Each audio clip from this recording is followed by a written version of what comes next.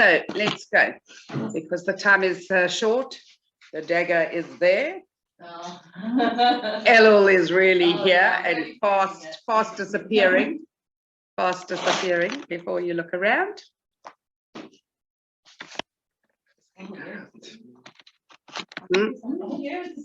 Oh yeah. The Mashiach's coming closer, which makes it very exciting. And yeah, we are okay. Are you the last? There we go. Yeah, let's go. Let's just, Rebecca, do me a favor. You might need to pull out my very fancy. Oh my gosh. Okay. No, you know what? Whenever we move this table, it's like changes position. And we had Sheva Brachas here on Shabbos. If you can believe it, we actually had 70 people. Wow. We put them in, we took out our couches, we opened up, we took out the couches. I had like handful boys that weren't my family. And they all like lifted up the couches, put the couches outside. We created outside, we had the couches, we had tables here in the middle, here, where the table was in the middle here. We did our buffet. And then we had chairs all the way around to put all the men in here, and the ladies and kids were playing in the garden. The kids could play on the trampoline, and it was just actually, it was really lovely. And Hashem loves us, kept the rain away, and he loves me so much that I even had to tell the family that because it might rain, their family, you can't bring all 60 people. You can only bring 30 plus of them. So. And it worked, and they had yummy food, and it looked very pretty, and we've got no camera to take pictures on Shabbos, so you have to just remember what it looked like. And it was lovely, and I had my mother and my sister, and my sisters. We haven't done that for a long time. So it was very, very special. And we just blessed, so we just got to keep counting and carrying on with all the blessings, and I did take it on. Someone to clean up after. Well, my cleaner, unfortunately, her husband had an accident last week. So while we were going through all the lots and lots and lots of different dinners and families and this and everything else, she flew off to Romania. And my one that comes to help me on a Friday for a couple of hours, and Tuesday morning she had to go pick up her papers. So she was just saying, you know what? You actually know how to clean. So once I got rid of everybody around on Friday, I even came and dropped them all off before Shabbos. I could clean my floors and my counters that actually looked like my cleaner actually. So we got there. It was a big chesed, and yeah, and then I also have a friend to help me do some a big machine. So I put some bedding, not only wasn't all files, but so we got everything done and everybody's gone, and the only thing that we have now of is this bedding that we don't know who it actually belongs to. But I have thought about one more person that we have to, and my book's not yet. So hang on one second. Will they have noticed that they haven't got it? Will they notice? Because they obviously. Well, I'm just wondering because they obviously, and it wasn't such cheap bedding, but it's not my nephews and it's not my nieces. But that's why I'm thinking there's only one other person. Like, oh, Mummy, thank you. I said, don't. Yeah, that's why I'm wondering. I'm like thinking there's only one other person. So my niece has a friend who's the niece of Rebbe Zimmerman, and she was with him for 2 nights or 3 nights. I think it could be hers.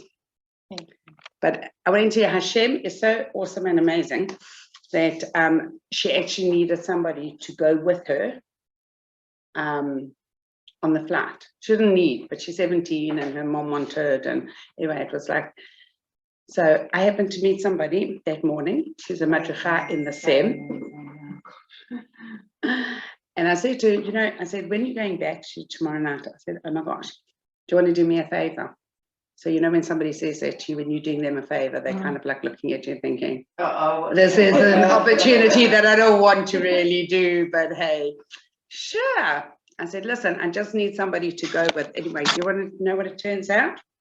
This girl is a madricha in the SEM, that this girl who needs accompanying father, actually, basically, it's his SEM. And and my niece is like very good friends with the one girl, and then this girl who's accompanying happens to be one of the very close friends of Reb Zimmerman's daughter. They went SEM together. So it like was this whole, and she got upgraded. Oh, nice. You doing this one? And she got upgraded, and then they phoned and said, listen, she's got another suitcase because she's going premium. And I'm like, literally, they were going, literally had to be here at 7 o'clock. At 7:15, I said to my niece, here's a suitcase. Ask her if she'll take it for you to Israel, because she's not even, she doesn't. So she said, sure. I said, go and put whatever you can in this case. And she must have sent at least. And I had don't even ask me, but I had an iron here. And I said, okay, which of you need an iron? And my niece says to me, well, ours is broken and we have to borrow them. That's my sister's. And my sister doesn't iron, but her girls do the ironing. So I've got an iron in the suitcase. So, yeah, that's what I'm telling you. The Israeli girls, like the house was not, like they cleaned up on, like my niece says to me, like, no, Allison's cleaner went in on, Allison's cleaner went in on. Yeah, I know, because that's what I told you, that's what these kids And it are. also worked out for Amazing. them. My neighbour then told me, Elisheva, that Nanny let her. How is that? So you want to hear another beautiful story? My Naomi was here with us. My Naomi was here for nearly 6 weeks. And they've gone back, yeah. What can I tell you? You know what? Let me tell you something, Rebecca. Just this, silent. God will be happy like that. I have to tell you, I worked over since I came back from Israel, literally, I came home and I was folding, washing and making food. And my kids did all the washing and they cleaned up and whatever. But kids, and then I folded the dishwasher. That was like, when I got home that night, those are the things that I was doing. And I had to say to myself, thank you, Hashem. And then I closed my eyes and I could see the marina and I could see the sea. And then I could see myself sitting on the Mirpeset in Yerushalayim. And then so it's like, it was just like all there. So it was just amazing. But my Naomi hardly ever went, she hardly went out. She's very funny, my Naomi. Anyway, the one day she was going somewhere and then something else, and then the children, and she finally gets out and she sees Elisheva. Who did Naomi see? Elisheva. Yeah. And who needed that apartment? Yeah, but who did she bump into? Didn't she bump into Elisheva's sister? Anyway, it doesn't matter. Whoever she bumped in, she says to her, yeah, she was. So she says to her, she says, do you know anybody? Her father-in-law was nifter suddenly, and they had booked a holiday to Spain, but they needed now a minyan. So the only thing that they could do to guarantee a minyan for all the minyanim was to go to Gibraltar for Shabbos, but they had nowhere to be there. And she bumped into Naomi. And Naomi said, my house is empty, you can have it with the greatest of pleasure. She organized for somebody to go in, and that's Suzanne's neighbor. So you know what? I'm telling you, if we don't know and we don't believe and we don't see, just look at the smallest things in life, okay? Don't look for the big picture. Don't look at don't even try and see where we fit in. Just look at all the tiny things that are happening all the time, okay? Yolanda can go back to just hearing about this girl that her sons met, and now they're married. But if you go through the whole story, Deborah's kids, have they moved already? No, they had Till December. Ilana Hershovitz's son has made Aliyah with his wife. It's Ilana Hershovitz. Their sons now, they're living in Israel, and their son and daughter-in-law living. So, we've just got to look at everything, where we've been, what happens, and just let go. And this is what Rabbi Shimshon Pinkus actually wants to teach us. It's not as interesting as these. I bet you it is, but it's okay. Going to this cover in Hungary, and I was thinking, I want to go, and then I was looking at all the times. I thought, no, I'm not going. I'm going to be too tired. I won't enjoy it. Won't work. And then 2 days ago, I went for my run, and I thought, I'm going to listen to music. And I thought, no, just Rosh Hashanah, I'm going to listen to the shir. So I put on this random shir, and I can't even remember what it said, but it was as if this shir was made to tell me you have need to go. yeah, I can't remember the exact. Do you know who the words. share was? Do you know what it was? It doesn't matter. It doesn't matter. It doesn't matter. I clicked on, and it was Unbelievable. Yeah. No, When it you really go is. to the cafe- So Alison, I didn't finish telling you. So last Friday on When you go? Tuesday morning, Tuesday night. This Tuesday. Yeah. So I've been trying to go for so long that it's like, yeah. And Hashem plans all these different things. So we went last Friday. So my niece's husband, my nephew, has a sister who is 41 and not been married yet. She's going to be married soon, but is Hashem. And when we was talking about the Shotzer Rebbe, he said, I said, well, it's a good thing. Come, let's go. Anyway, the week before, I can't remember why we couldn't go or didn't land up going. I can't actually remember this so much. It's, if I had to try and remember everything that I did in a day, I don't know. So I said, Friday, the wedding was Thursday. Friday, oh, I know what happened. Alon's grandmother was Nifta, and I went to the airport to fetch them at Heathrow. So I said, I'm going to pick them up from Heathrow. I don't want them to get home in a cab. I want to go and pick them up. So we didn't go. So my sister's staying upstairs, okay? And I suddenly realized, oh my gosh, I haven't told my sister Tammy tomorrow, who made the wedding night, that we're going to the cafe. Then I thought, oh my gosh, I forgot to phone Alison and tell Alison that we're going to the cafe. So it was Friday. Alison just says, come, I'll pick you up. So I said, fine. So she comes to pick me up, and Jonathan and myself. And I said, well, let's just go past my sister's house on Princess Park Avenue. My sister upstairs wanted to go. What do you mean your sister? My sister Shelley was staying upstairs. My sister Tammy Tamar was staying on Princess Park Avenue. So we go stop at Princess Park Avenue, such holy people, go make sure, you sure you don't want to come? She couldn't leave her son, whatever, go. So we go. At the kever, I daven for my brother-in-law who has got terrible knee problems and got to make a decision to have knee surgery. He had asked me specifically the day before to daven for my one niece who's pregnant, nothing out of the ordinary. It's just like how he thinks, not at the kever, but just for the chuppah and the whatever. I didn't even think I left my sister behind. I get back here. My sister's like looking like really not happy with me. You know how you give your sister that? You know how you give your sister that? Oh my gosh. Anyway, you know what? I want to show you what works, girls. The truth. I can't believe I forgot. How did I actually forget? I was up, I was waiting. I said, but you didn't call down and you didn't say, are you going? And when you going, you just stayed up in your cave. And I can't believe it. I davened for you, I davened for yours, I davened for everybody. And I didn't even think I left you behind. Anyway, it only took a little bit of an hour and a half. No, I'm joking. Okay. Hello. Okay, so these are the things, and they also here to remind us that Hashem puts the tiniest little thought into your brain and you have to act on it. Don't just they thoughts. It's little things. Yeah, I've just done an interview, which Neat has written up. And it's fascinating because if we all look where we've come from and through, and all the changes and big choices that we've made in our lives and acted on those choices. The question is, why did we make those choices and act on those choices when there are hundreds and hundreds of people in the world? And I can tell you, I've taken thousands. Over my years, I can tell you thousands I've talked and given opportunities and said, this is Torah. Torah is stunning. Torah is beautiful. It can bring something, it can do something, it can, if you do it right, if you learn it and you internalize it. Needs, do you want to phone Jess? Yeah. She's ringing me. Do you want to call her? Okay, fine. Yeah, okay, bye. Stay on.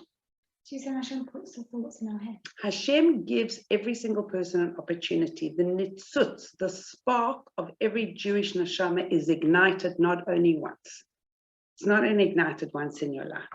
if you look at a candle and you watch the candle and you watch the patil, the wick, when you take a light and you take the candle, you take the match and you hold it next to the patil, next to the wick, yeah, watch what happens. It's magnificent. If you just watch what happens, yeah, and don't become megalomaniacs and just playing with fire, but if you watch it, and if you take two matches and you put them together, when you fuse two matches, didn't you used to play that game? Take two matches and see who got them to. Yeah, why did we do And when you that? run out, you have a dollar candle. You open what's this house out, got to get a dollar candle, and you got to think that. Exactly, right? So when you watch that light and the thing, it ignites. Sometimes it doesn't start straight away. You've got to put your match next to it again, right? But it keeps that little thing, that little flick, okay? And then it lights. Now, sometimes it doesn't. Every time we're inspired by something, imagine it's that explosion of light. It's that explosion. And when you do that in a very dark room, you see much more of the light.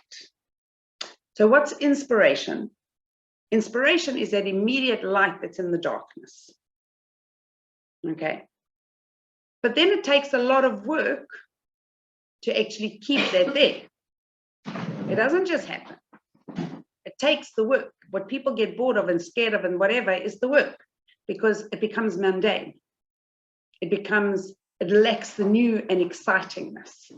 So what we'll end up doing is like, oh my gosh, okay, this is boring. That first time, so the person, I don't mind telling you because it's only going to be in the Seed magazine, maybe if we get it finished on time, is Danielle Benadou.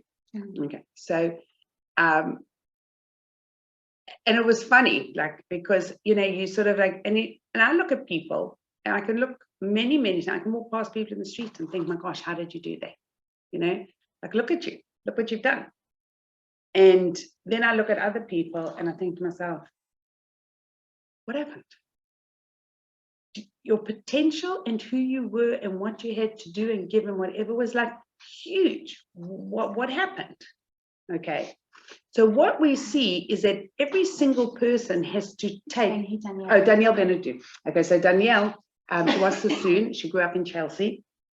You'll read her whole story. She became from. Actually, she says like her sister was really her inspiration. And it's really, yeah, it's really, anyway, Who's the husband? So her husband is Paul Benadou, Paul? No, I know. So, and her sister is Regine, she was Regine Sazun. She is married to Yosef. Yeah, she does penny bags. She worked, okay, so she was Max Mara, Karen Millen, top designer who's dyslexic, struggled in school, became whatever, but her real inspiration in her life became her Torah. They decided to take off some time and go for 4 months to learn in Israel. They were there for 4 years. Like all the different things. So they consolidated their entire from life and everything in Israel, came back here, and Baruch Hashem, and the success in what we think and see, and that's where the world, and it's so difficult. And the question was like, we all see these amazing things, but it's sometimes too difficult for the majority of people to get off that bandwagon and realize what real long-term living success is. For every one person that I know that created this beautiful Torah home, I can tell you 20 of them that had the exact same potential that just decided not to, because either the thought of money, fame, and all the different things that wasn't going to be there with it. What we all have to recognize and realize is that the only thing that we're going to take with us at the end is me, myself, and I. And if I don't have anything else to show for it, your bags and your clothes and your jewels and everything are not coming with you. They're not even going to be able to stand there, excepting my bracelet, which is going to be able to say that, we wear Klal Yisrael around our wrist, and remember that that's what we're doing here, and that in itself is huge. Hannah Levitan's, by the way, coming here this weekend as a last minute thing. Yeah. So Hannah, Hannah Levitan. Yeah, What, she's she's actually getting okay, so Relationship. really okay, and so I've got so many lovely symptoms this weekend, literally. okay, on Shabbos. I've got people on Shabbat. Okay. I've got bar mitzvah and a bat mitzvah. Probably got as well. Who's bat Bat mitzvah? mitzvah. Who's bat mitzvah? Oh, yeah. Oh, but I'm Sunday. not. Yeah, that's Sunday. Yeah. Yeah, it's Future Sunday. Well, Sunday. yeah, I had to Future tell. Sunday. It's okay. Louise is making a family lunch on Shabbos. She hasn't invited even her family yet, but you know what? Said it's fine. Here's Joanna's number. I'll bring you your mousse and your challahs. This is what you need to order for lunch. But my husband wants a quiet Shabbos, so there we Oh, go. so where's she She's going to speaking? Israel. Yeah. She's doing woman to woman. No, woman. What's it called? Mother for mother, mother to mother. What's it called? Mother for mother. Oh, yeah. On Sunday night. Yeah. Which I don't know, it's not really been advertised here, What is that? but she's speaking in Edgware at Seed. It's a whole, they're doing an event. I'm going to put on my status. Yeah, I'll put on my status soon. I'm just When is she looking for the thing to speaking? put on. And then, well, that's exactly the question. So I'm trying to organize, I'm negotiating. I told the organizer, you can't make money off me. I taught everybody in this world how to make money off our speakers when I started bringing Rabbi Lerner and everybody to Charlie and Rabbi Kellerman. And I used to sell them out. I said, you can't do that. I know how it works. So I'm trying to see how to do it. I actually even thought that if she is here for Shabbos, they don't want her in Edgware, then maybe we'll just do Shabbos afternoon quickly, just do something. I've just got to pay for it. That's all. So I'll do. As late as possible. Yeah, as late as possible, Shabbos, like Shabbos evening. Yeah. Like Shabbos evening. Yeah. No, Shabbos like late evening. So what are all these things? So we'll talk about that after. So what are the things that we do? And this is also, again, it's having, you know, a person like Hannah Levitan. They phoned, I gave them a few ideas. I phoned one, she wasn't available. Like I said, phone, bring Hannah. You know, it was like what they want the speaker for. And there's so much to do and so much, but who are we caring about and worrying about? We're worrying about the rest of Klal Yisrael. You know, it's like everything that we do, the way we're going to be able to give out is by being who we are. The way we teach and the way people see what Torah and a lifestyle can do for us is by the way we behave and what we do, right? And don't for 1 second think that people don't watch you and think, oh, that's what they do. They're from, you know, and the people need to themselves. What's wrong with that? No, I'm just thinking. Okay, not an easy one. No, I was thinking that the other way around. Yeah. Like, that you look at people and you think, well, they're from, and that's what they do, like that they're doing the right thing. Yeah, but most often when people are looking for a reason not to do Right. something, which is what we look for. So, you know, I remember going to Rabbi Refson and telling him, I knew what the real from world were about. He says, you've forgotten what it's like to live in the secular world, to I said, so then he says, now remind me of what it really is. I said, yes, I know. Torah is true. Torah is 100%. Why should I lose out? Because other people aren't doing it properly. You know, like I can make all the things, but people see their lives. I know what Torah is. Torah is emes. Torah's got everything in it. The more we use it, the better we use it. You know, when somebody says to you, and this is like, you forget about these things, you know. Danielle writes how she lit her Shabbos candles on her table in her office. That's how long ago she started lighting candles, because you wouldn't be allowed to do that now, right? But she lit her, she then would get somebody to open up the door with their fob, and she'd carry her work stuff home, but she walked, right? Now, imagine doing that. I remember this man coming to me, we were talking about how he started keeping Shabbos in the city in New York. And he married a friend of mine here. And it was like, you just do things that you would never, ever imagine yourself to do. Hi, dolls. You would never imagine yourself to do. But you recognize the power and the energy that it gives you. It's that flame, it's that light that you say you're walking down a street in New York City and you're saying, I'm keeping Shabbat. Really? You've still got your wallet on you, you know, you've got this, but you've put it onto you in a way that you're keeping Shabbat because that was your thought. And you think Hashem isn't standing and dancing and saying, my beautiful child, look how desperate you are to be close to me. Your Shabbos that you're doing and keeping now is worth 100 of the Shabbases, that people who grew up and this is their normal way and whatever they do, that Shabbos to me is so precious. We don't always see that. And that's what we have to be seeing. And now is that time when we're saying, Ani l'doidi v'doidi li, Hashem, how can I be closer to you? What can I do? What can I do to just be closer to you? Just help me to do something that says, today is a day that what I'm going to focus for 15 minutes on my day. Time yourself, put in your timer, give yourself 15 minutes. Just okay, Hashem. What am I doing today that's going to make me feel that I'm doing something that's bringing me closer to you? What can I do to make one bracha that I make, negative thought comes into my mind, and then, okay, you know what, that person drives me mad, but you know, Hashem, it's okay, because I'd probably drive them 10 times as mad as they do. Right?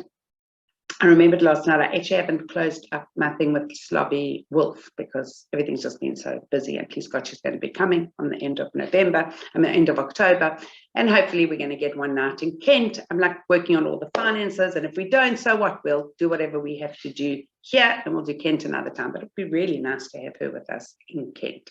So it's cost me a small fortune. So you know, I got my lottery grant for my spiritual spa that we did online, and now this time we can go to the house that they have in Kent, that if I can take up to 50 to 60 people. Wow. There are a number of bathrooms en suite, there are a number of sharing, there's a number of all sorts of parties. It's like going on camp with all of us going on camp.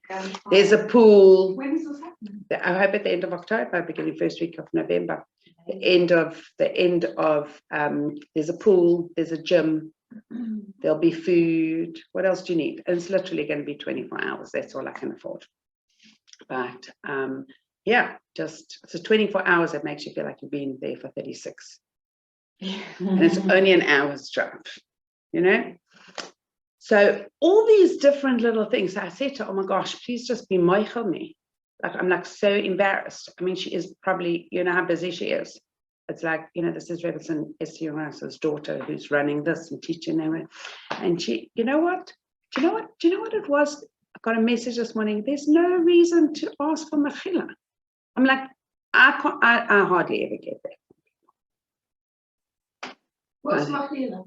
Forgiveness. What are you talking about? Don't be silly. We'll speak later today. Oh, she's given me a time in her day. We'll speak later today. Let's close it up and let's make it happen.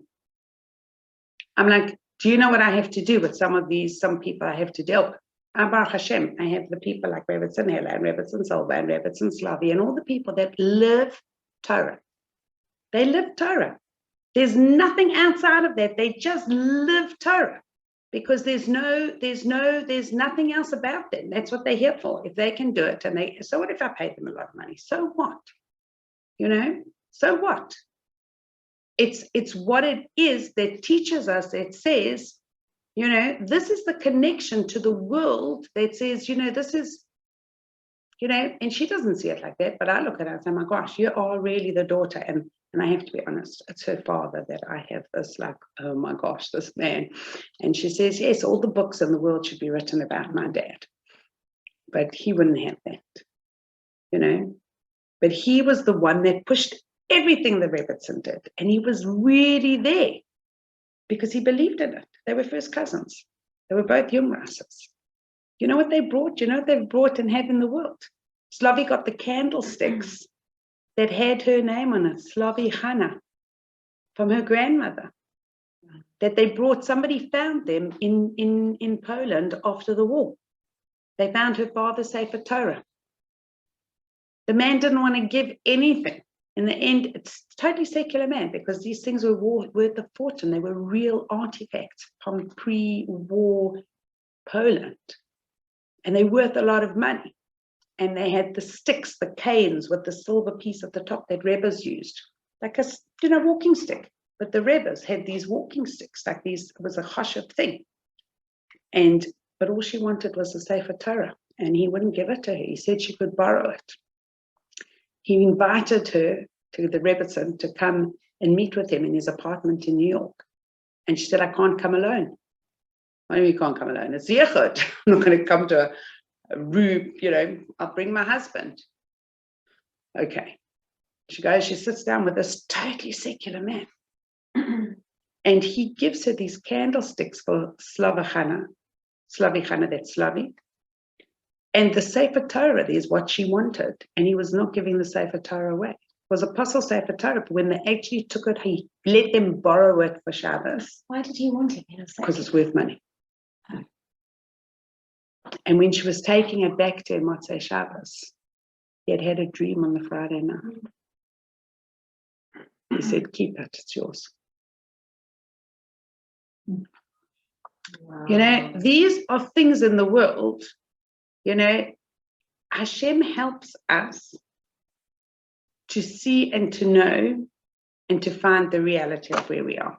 So where are we really now? So we're already on the 11th of Elul. Okay. We're the 11th of Elul. And I just have to say that, if you can believe it, Taylor and Dove have been married 17 years, was the English anniversary yesterday. Gabrielle is 16. I'm like feeling like a little bit, I just remember making the wedding, and I just remember trying to find a dress that you could look decent and pregnant. How old was that baby? He was telling her, He was there. he was at I was Ruchama's pregnant. He was wedding. at Ruchama's wedding at Yeah. 7 weeks.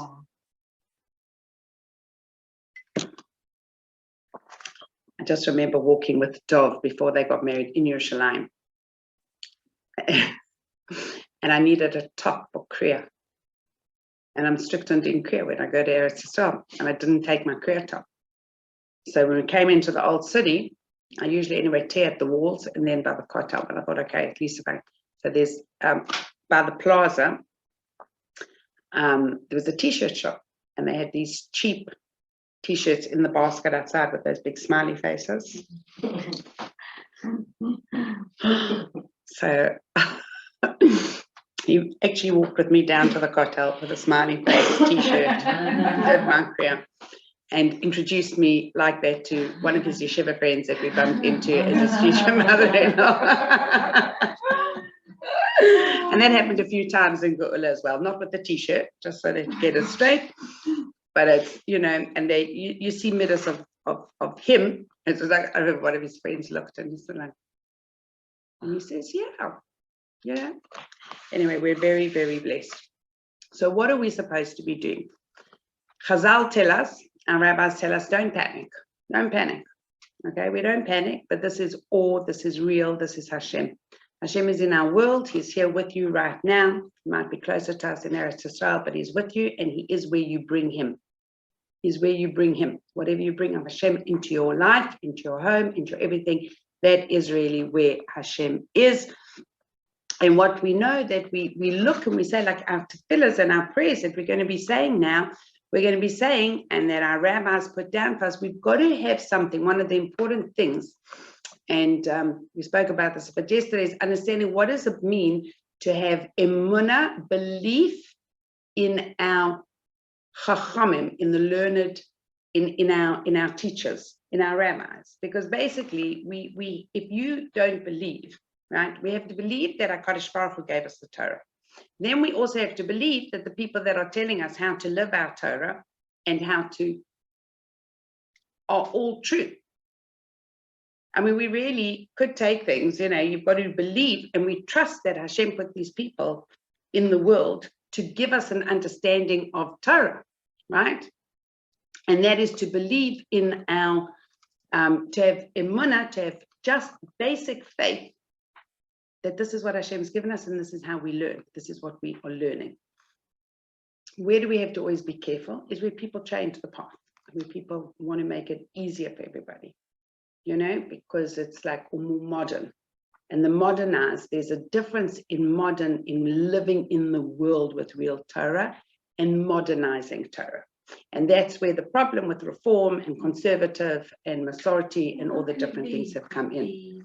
The foremost organization, Anglo Jewry, has it that they employ the rabbis, that they're not in charge in the shul, That the rabbi's not in charge in the shul, that the employees are in charge rather. You mean like a United Synagogue, where the people that aren't really from are the people running the organization, because that's how they do.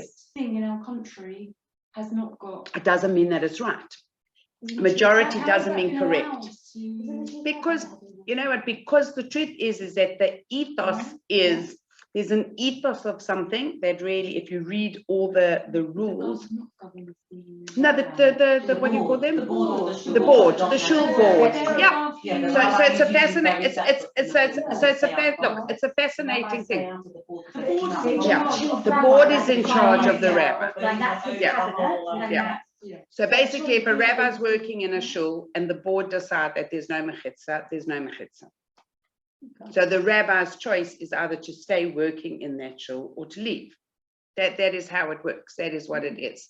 You know, because you can have all different things. And the truth is that there's an element of ways that we can do things, and then there's ways that are just, we don't do this. Children, then, You'll have to come Yeah. to my age. So look, it is a problem. It is a problem, but the truth is that we make a choice of what we follow. We make a choice of the people that we go to. Of course, it didn't be like that, but it's all changed. So we have to then say, this is not good for me anymore. I think they're happy with it because it doesn't make ripples. I think that the choice is, you know what Pirkei Avot says to us, Alison, Oseh lecha rav, make for yourself a rabbi. That means that when we choose the person that we are going to ask these things to, it's somebody that we know is MS. It's a Rabbi Silva, you know, in the full sense of Torah, hashkafa, personal relationships, behavior, all those things. We look to the people that we know and we make them our rabbi. Okay. In certain places, that's not how it works. You know, so we just have to learn with that, and we have to go back and say, this is what we believe in our Chazal. We believe in the majority. We believe in the greatness of people that keep Torah as there's no change in Torah. Torah has been the same Torah that was given at Har Sinai. It's the same Torah. We have to live it that way. And it's challenging. It's challenging. Look, what we're going to be faced with, I don't wish any, literally, the questions that have come up in our Jewish schools, boys, girls, we're going to have a big problem soon, because you're going to have boys that are girls that are boys, and you've got yichud, and you've got everything. You've got boys going into girls' toilets because they've decided they want to be a girl. Who says? They could be a total, you know, perverted person that just wants to be able to. We don't know anything. We don't know. But it's not halacha. So if you're in a front school, send Dancing with Louise, my love. Louise is leaving us to go to a meeting with Louise. Tell her, don't worry, everything will just happen the way it always does. Right? No, because why? They don't have to. Why do they have to follow all of that?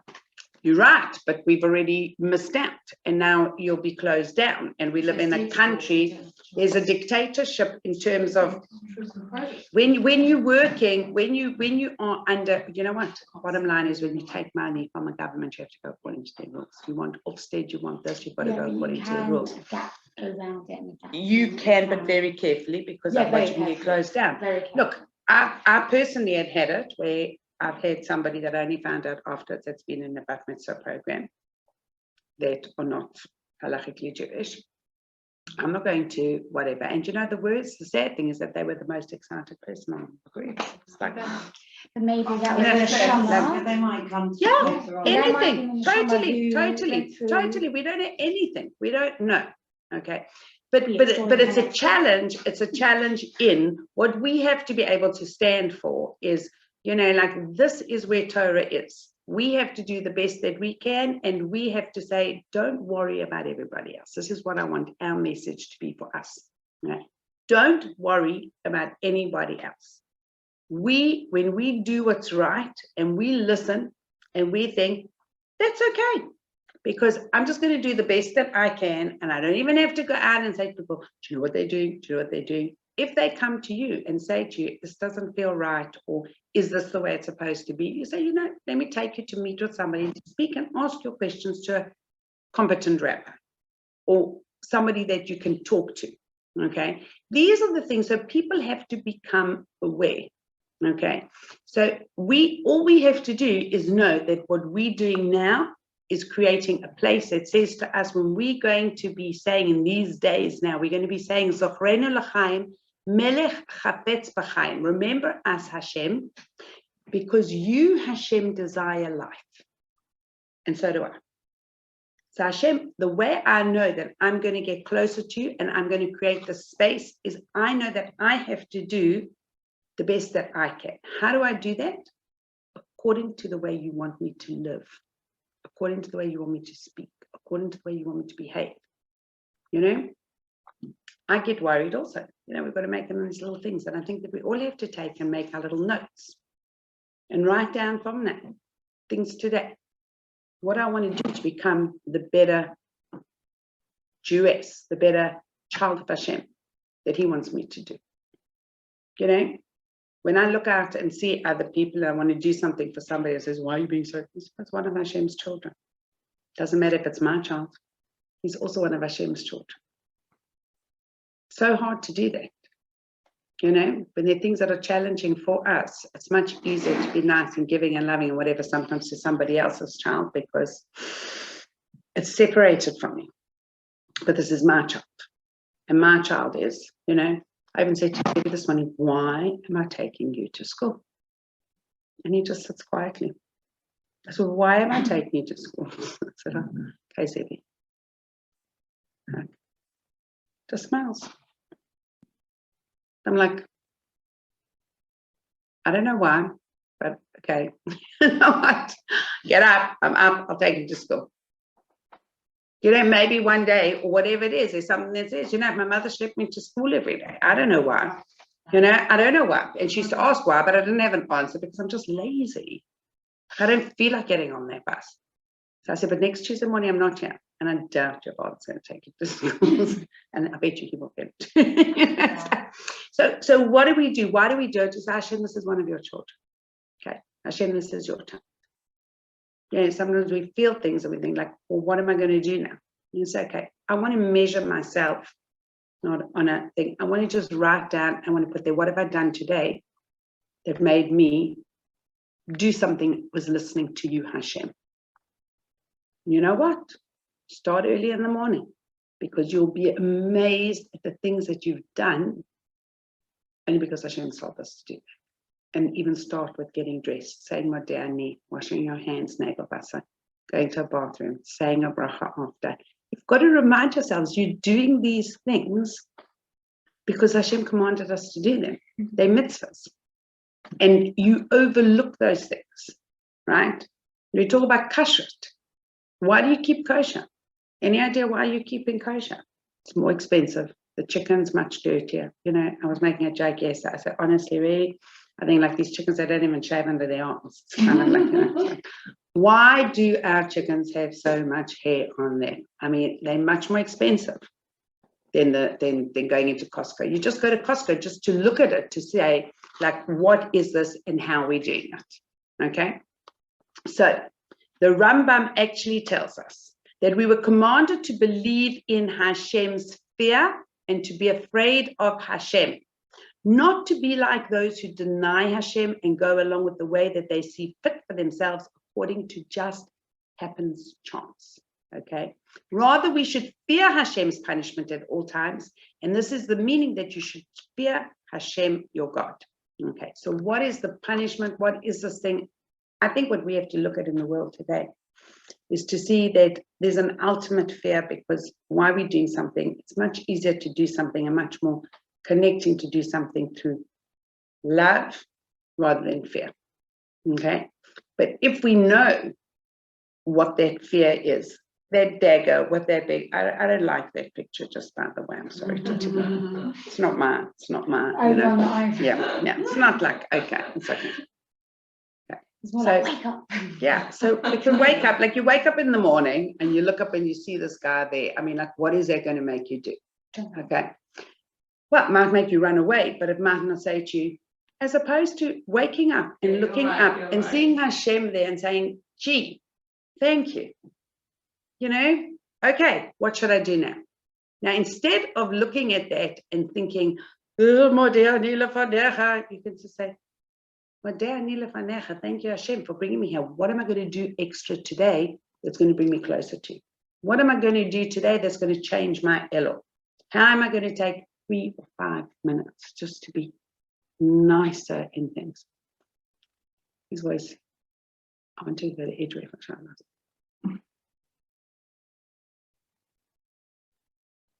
My husband said it's been very busy the last however many weeks here now. So I've had to work very hard on myself. Okay. Well, maybe I'll just leave you boys here for sharp. Of course I won't, but I've got to say it because I like, you know. Okay. It's my thing. It's okay. So I voice noted Louise today. I voice note 1 and delete it, and then I voice noted the next. Right? These are the things that when we look at it, we say, Hashem, you know what? You send us so many different opportunities every day.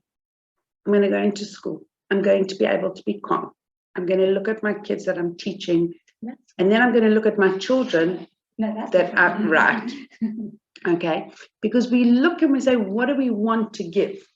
Right? Everything that I do, anything that I do, Hashem, I'm preparing the food. I'm shopping for the food.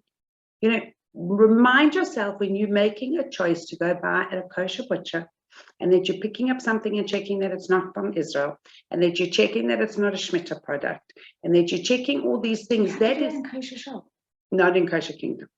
Okay, in Tapuach, I think also is fine. They don't, but you've got to check. You just ask them if all the vegetables that they have there are free of Israel. They can't buy.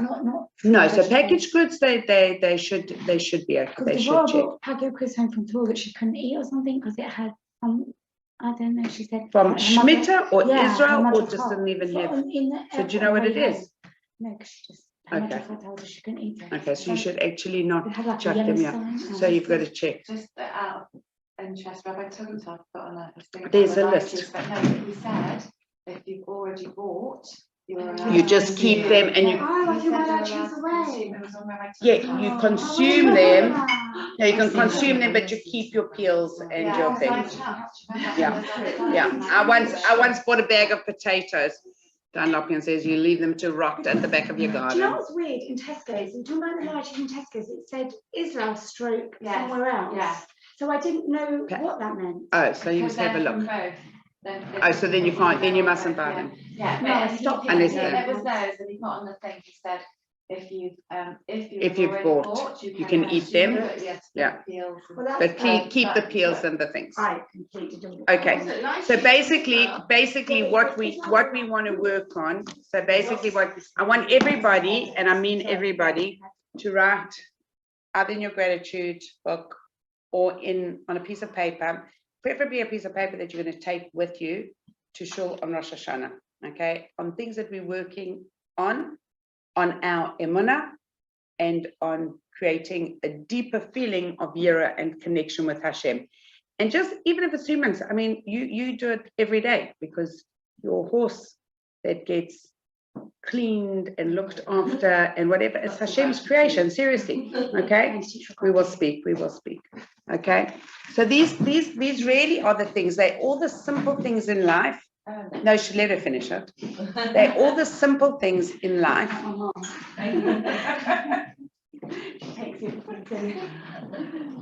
So they're all the easy, simple things in life that help us to connect and remind us that we are living on a different plane. We are living on a different plane. We don't live in the normal world.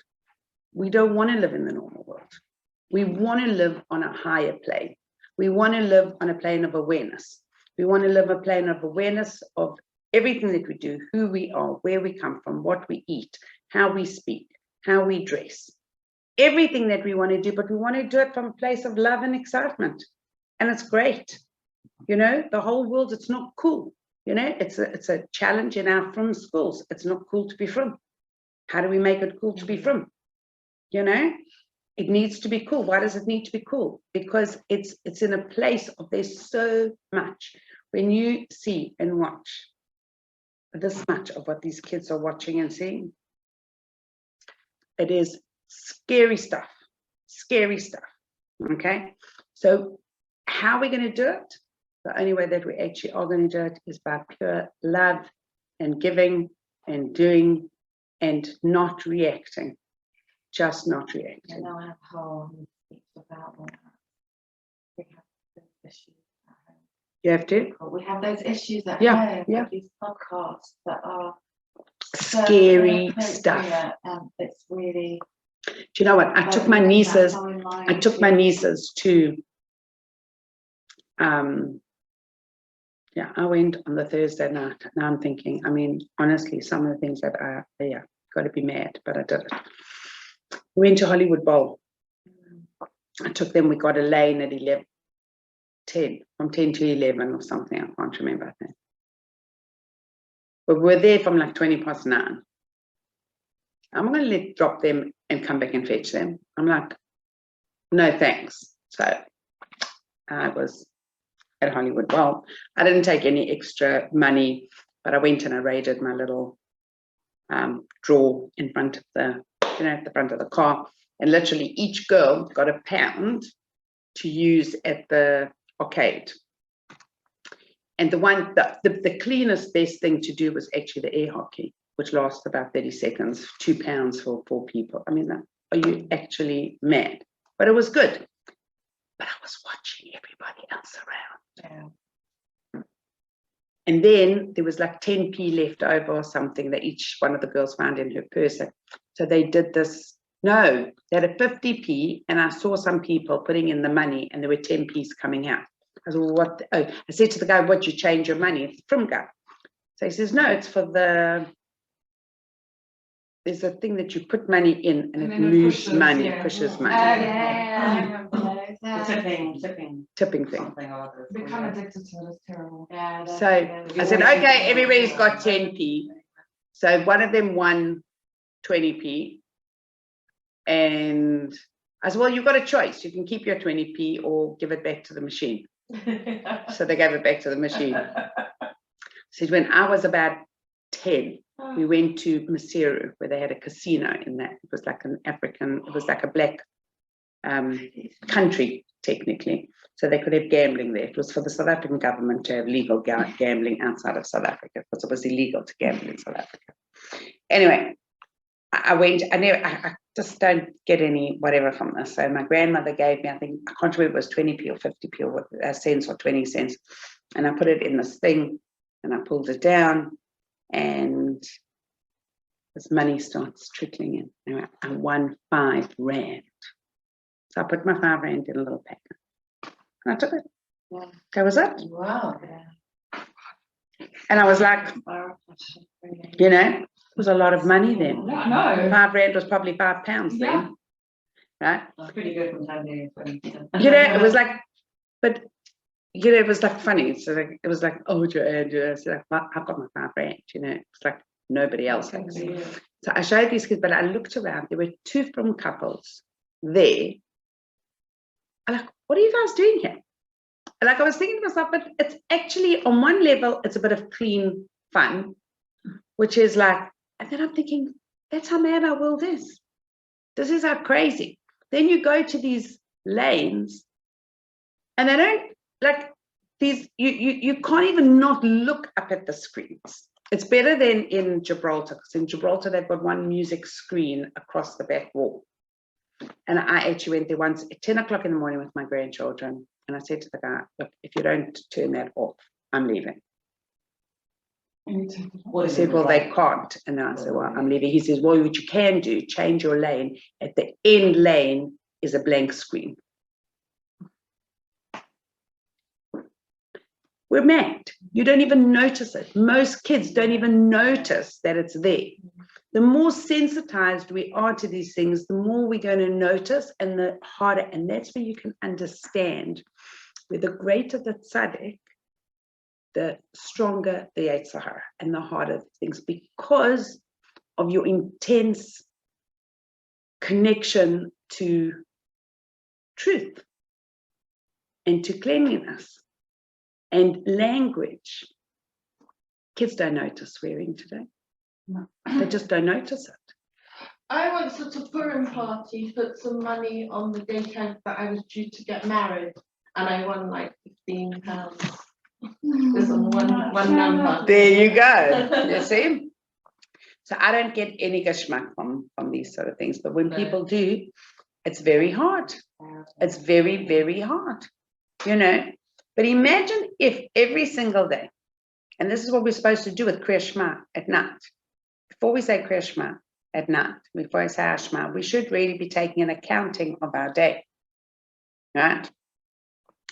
And I know people who do it really properly. When you do Cheshbon HaNefesh, like Sarah Riegler taught us when we did Cheshbon HaNefesh every day, or when the next morning you wake up and you do your gratitudes from the day before, and all the different things, how we work with life and real stuff. Because that's really what's going to go with us, you know? So if you think now, like, what can we do? Like, you make a spreadsheet, or you just, every night, you just take a piece of paper and a pen, like, really, what do I really want to do better? You know, and if you put that down for yourself and you remind yourself, and we're going to go on Rosh Hashanah and we're going to tell Hashem, look at this beautiful world that you've given us, and look what I've added to the world. We're about getting to Yom Kippur and Al Chaytz after, but it's understanding that this is what we're doing in creating a deeper connection of emunah, of total faith in whatever Hashem actually gives us. It's how we're going to live with it and how we're going to deal with it, and it's all that we have to do. You know, it's funny because I was talking to Hannah about this, like when she's going to be speaking and everything. So the organization that are bringing her, they pay all this thing, and, you know, and it's not cheap to pay people's tickets and then to pay them for their, because it's time, it's their loss of time, you know, so you can't just leave something when you, that's how it works. And that's the reality of it. So I was laughing because Josh Morham, he's a great guy, and he's like, he says, well, we've got to recoup something. I said, yes, I know, but my policy, and I said, don't have to go with anything to do with me, is rather don't recoup, but have people learn, than keep a person who's got so much to share. Anyway, we are going to go back and rediscuss that. And I said, look, I understand, but let's do the basic of what she needs to get for anything extra, because that's it. And then let's see. So I said, we'll discuss it this afternoon. So I said, you know, we had a fascinating thing with Rabbi Nissel was here recently, and he spoke. I arranged for him to speak for MH because I thought that it's good PR for MH. So it was at the Schwabel's home, and then we did an aura thing. And I said, you know, between us, like, we're both worried about financially, it's like, it's all big stuff. But okay. So I said, I promise you, Hashem's not going to leave us short. Okay, so we just put our monies together, and we managed. And you know what the funny thing was? Because like it was me pushing MH, so it was MH seed. I didn't care, you know, but I obviously had to contribute because my name was on the poster.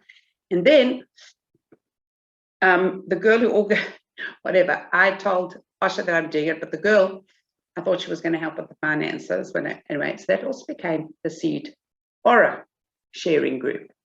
I said, but you know what? Hashem said, you wanted to share the Torah. Every penny was covered. Yeah. And literally, I think MH put in £20. It's a huge that instead of 200, you know? And it's a place that what are we saying? We're going to share the Torah. That's all. But it's a very hard place to come to, and everybody needs more to run their places and organizations.